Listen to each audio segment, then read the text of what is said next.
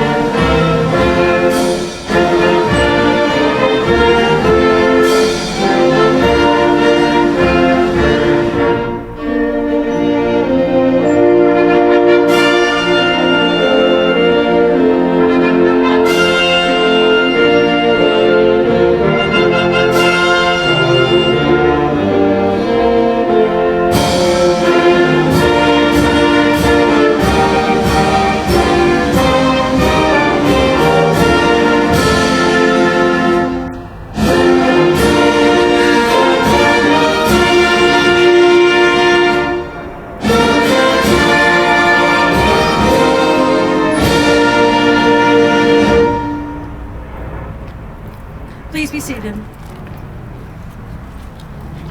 Members and guests, the purpose of this service is to honor our country's flag, to celebrate the anniversary of its birth, and to recall the achievements attained beneath its folds.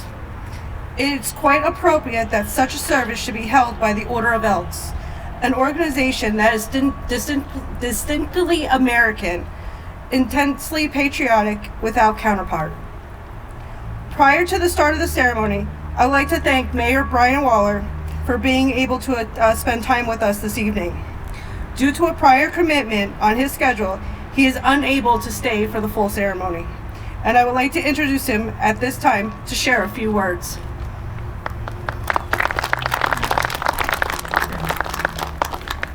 Thank you, Exalted Ruler, members of the Piscataway Elks. I also want to thank the Boy Scout Troop 67 for participating in this wonderful service event.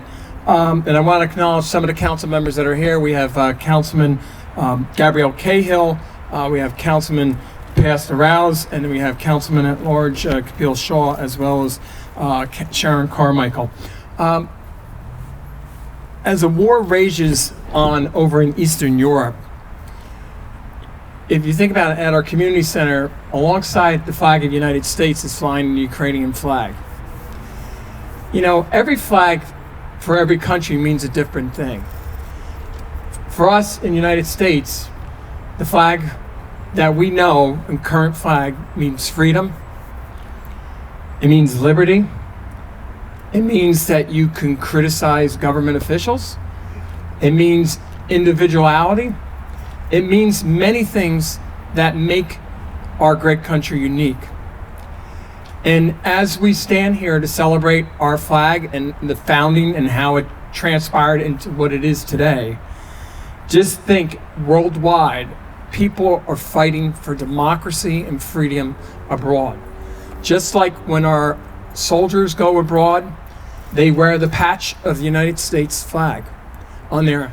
That is a symbol that stands out as a beacon of freedom across the world. So as we see people dying around the world to obtain freedom or to keep freedom, think about all those men and women who fought on our behalf and died or were wounded for that flag of the United States. So with that, I want to thank the folks here at the Piscataway Elks for sponsoring this, and we look forward for many other events. I do know you have the 9/11 event in September here, and thank you very much for sponsoring it. And I'd like to thank whoever arranged for the flyover while the national anthem was going on. That's impressive. So, with that, I'll see you later. Thank you, Exalted One. Thank you, Mayor Brian Waller.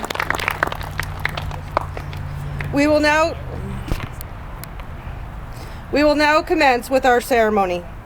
Esteemed leading knight, what are the fraternal aims of the Benevolent and Protective Order of Elks? to inculcate the principles of charity, justice, brotherly love, and fidelity, to promote the welfare and happiness of mankind, to uphold our country and its laws, to equip the spirit of American patriotism. Esteemed Lady Knight, what is the significance of the American flag? It is emblem of the crowning virtue, charity. Esteemed Loyal Knight, what is the significance of the American flag? It is emblematic of justice for all.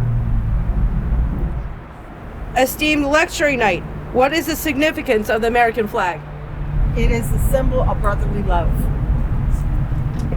Brother Esquire, what is the significance of the flag from the station of the exalted ruler? It is a symbol of fidelity. Charity, justice, brotherly love, and fidelity are the cardinal principles of our order, and they are exemplified in all our services. By them we teach love of country and of our countrymen, and loyalty to our American way of life.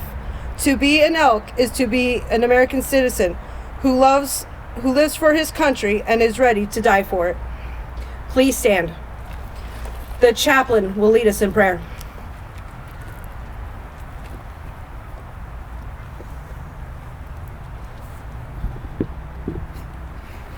Almighty God, in this hour of patriotic observance of the birthday of the American flag, we ask you to bless our flag and the people of these United States. For all that our flag represents, both at home and abroad, we thank thee, and that through all our history as a nation, it has been an ensign of freedom, liberty, and opportunity. And through the years to come, may this flag wave as the banner of liberty, freedom, and enlightenment. May this service bring to each of us our sense of loyalty to our country and enable us to be better patriots, truer citizens, and more loyal Americans, to thy glory and to the honor of this great nation. Amen. Amen. Please be seated.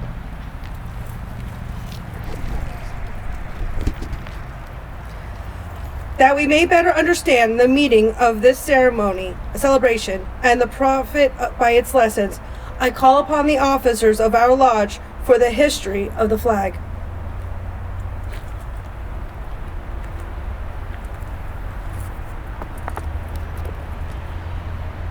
Heraldry is as old as the human race.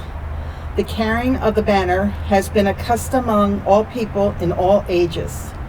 These banners usually contain some concept of the life or government of those who fashion them.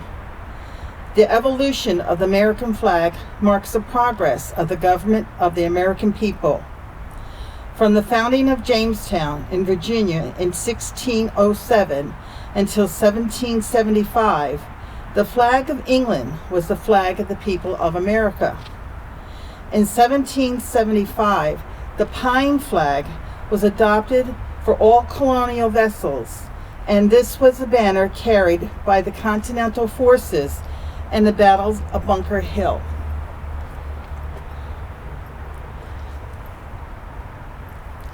The southern colonies from 1776 to 1777 used the snake flag.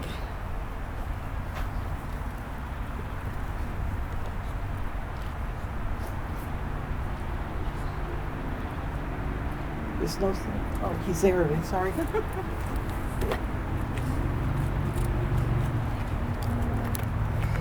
In the latter part of 1775, the Continental Congress appointed a committee to consider the question of a single flag for the 13 colonies.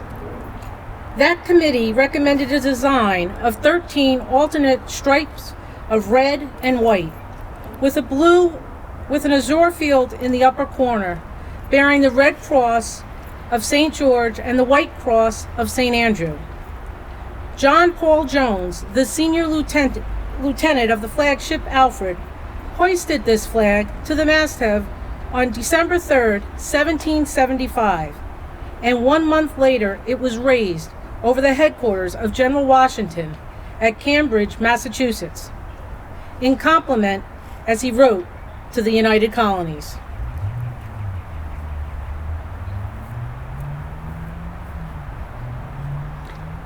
This flag, called the Congress colors and the Grand Union, was never carried in the field by the Continental Land Forces, but it was used by the Navy as its exclusive ensign and was the first American flag to receive a salute of honor, a salute of 11 guns from the Fort of Orange in the Dutch West Indies.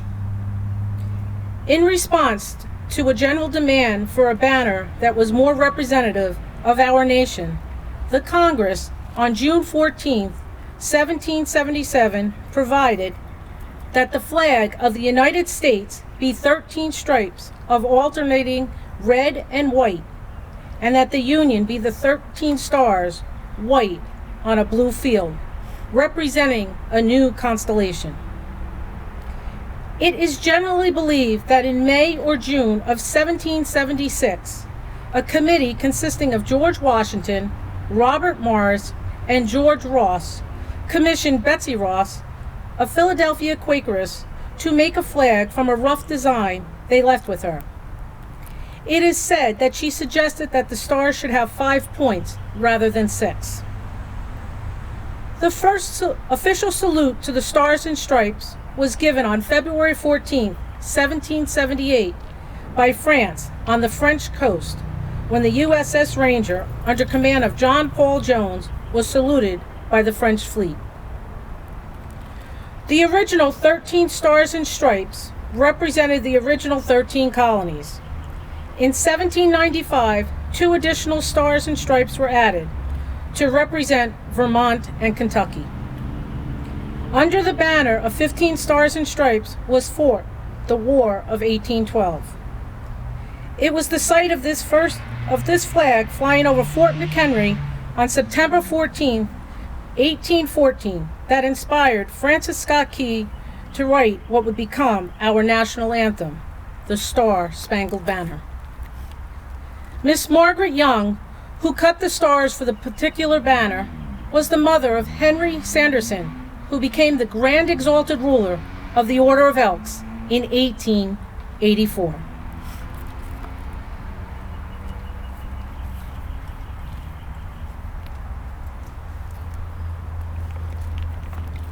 The Congress, on April 14, 1818, adopted a resolution that on and after July 4, 1818, the number of stripes should be 13, and that the blue field should carry 1 star for each of the 20 states in the Union, and that a new star should be added for each state thereafter admitted. Since 1818, there had been no change in the flag design, except that 28 new stars were added before July 4, 1912. The flag of the 48 stars flew over this nation for 47 years, until just before the Vietnam War.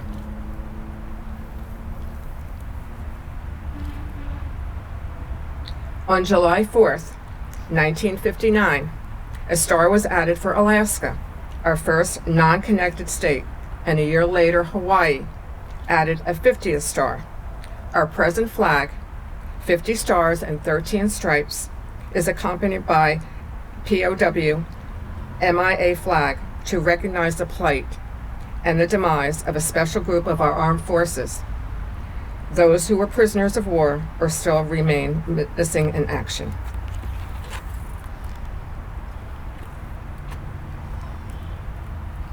Please stand and salute our flag.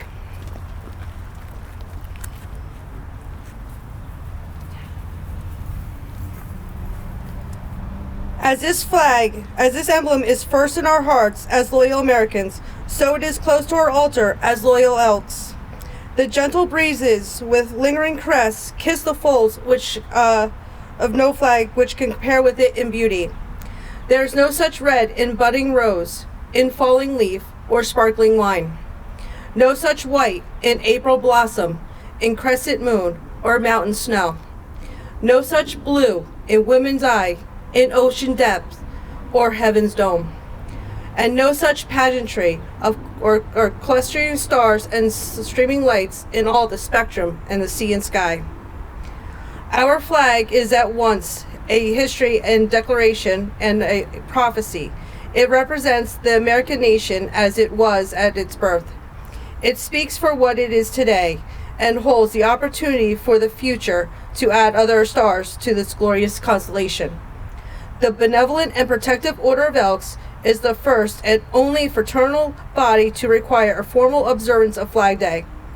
In July of 1908, the Grand Lodge of this order at Dallas, Texas, then assembled, provided for the annual nationwide observance of Flag Day on the 14th of June in each year, by making it mandatory upon each subordinate lodge of the order. This unique distinction as the originator of Flag Day is most becoming of the Order of Elks. This order is distinctively American.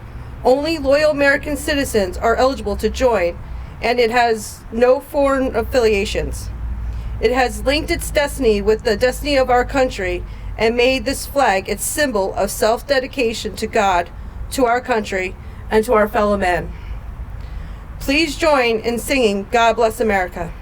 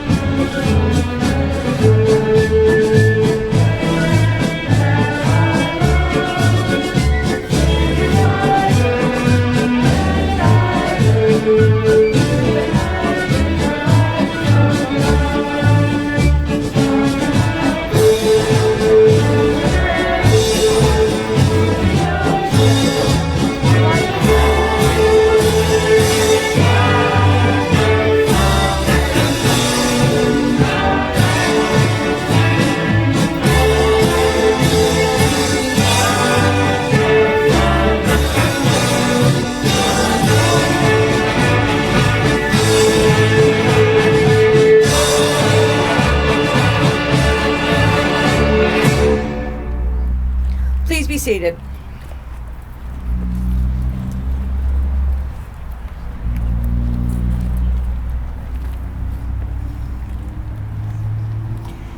The Stars and Stripes, flag of the United States of America, the worldwide hope of all who, under God, would be free to live and do His will. Upon its folds is written the story of America, the epic of the mightiest and noblest nation in all history. In the days when peoples of the old world groveled in abject homage to the heresy of the divine right of kings, a new constellation appeared in the western skies, the Stars and Stripes, symbolizing the divine right of all men to life, liberty, happiness, and peace under endowment by their Creator. To what man is given words adequate to tell the story of the building of this nation? That immortal story is written in blood and sweat, in heroic deeds and unremitting toil, in clearing of primeval forests and in burgeoning of vast wastes of prairies where once the wild coyote and buffalo roamed. Onward swept the nation, spanning wide rivers, leaping vast mountains, leaving in its path villages and farms, factories and cities, till at last this giant nation stood astride the continent of the West, from Atlantic to Pacific. This is the heritage of the people of these United States. It has been repurchased by each succeeding generation and must be re-won again, again, and again until the end of time, lest it too shall pass like the ancient empires of Greece and of Rome.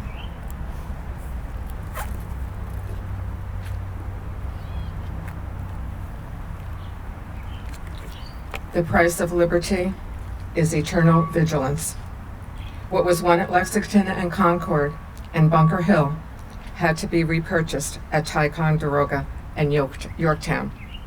What John Paul Jones achieved upon the high seas in the War of Independence and had to be repurchased by Commodore Perry on Lake Erie in the War of 1812.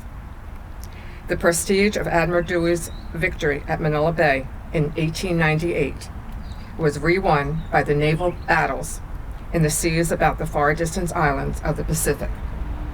After the sneak attacks upon Pearl Harbor and Manila in 1941 had summoned our country to assume its role in World War II.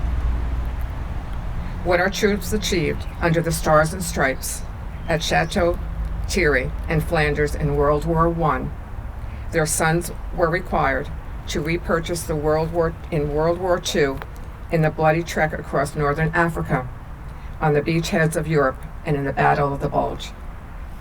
The flag of our American men raised at Hiroshima was the same flag later raised in defense of the far-off Incheon and Pusan and Pork Chop Hill in Korea. Then another generation under the same flag bled to stem the threat of communism in Vietnam. Our young people were again called to carry out our flag in the defense of a free world in the actions of Grenada and Panama. Willingly, our brave men and women carried our flag in honor of the American people into the battle of Operation of Desert Storm. And who among us will ever forget the sight of the firefighters raising our flag over the ruins of the World Trade Center, the military personnel draping our flag on the side of the Pentagon, or the citizens of the Somerset County, Pennsylvania, placing our flag near the site where brave Americans died fighting the hijackers of flight number 93. No other symbol could have offered such comfort as we still today endure the horrors of 9/11. American armed forces carried our flag in the villages of Iraq, the mountains of Afghanistan, and the jungles of the Philippines, and wherever terrorism resides. Their struggle against the sponsors of terrorism is the hardest battle yet. And this threat to our nation and to our way of life is certainly as great a challenge as our flag has ever seen. The resurgence of patriotism since September 11, 2001, rekindled respect for our flag. We saw the Star-Spangled Banner wherever we turned, our homes, businesses, automobiles, and billboards. Such displays stimulates our love for our nation and for what it stands. They remind us of the sacrifices being made by men and women of our armed forces around the world, and they are a tribute to the heroes of the police and fire department of the nation over.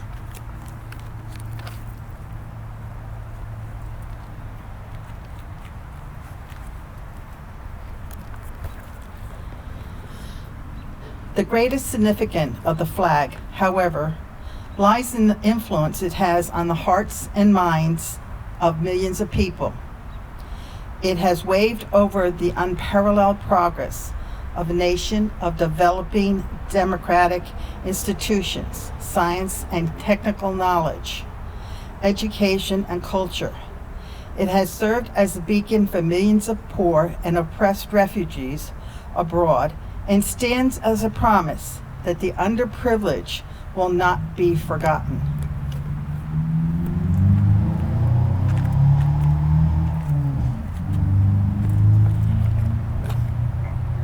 What is the meaning of the flag of the United States? There can never be a definitive answer to that question. There are people in this world who see it as a symbol of imperialism. Others see it as a destiny of the people. But reference to these and similar views of the flag was resolved by Woodrow Wilson when he said, "This flag which we honor and under which we serve is the emblem of our unity, our power, our thought and shape of this nation. It has no other character than which we give it from generation to generation." Most recently, many controversial discussions and protests have taken place in our country. Whatever your beliefs, they are yours and yours alone. The choice is ours. That's the meaning of freedom.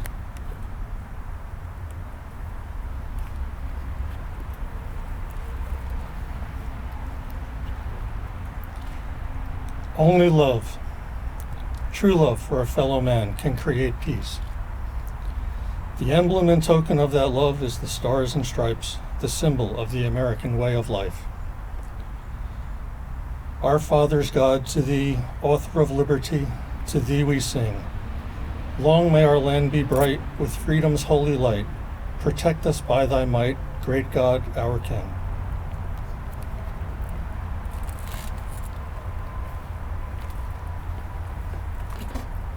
Lodge Esquire, how shall we further honor our flag? The flag is formally honored by the Pledge of Allegiance.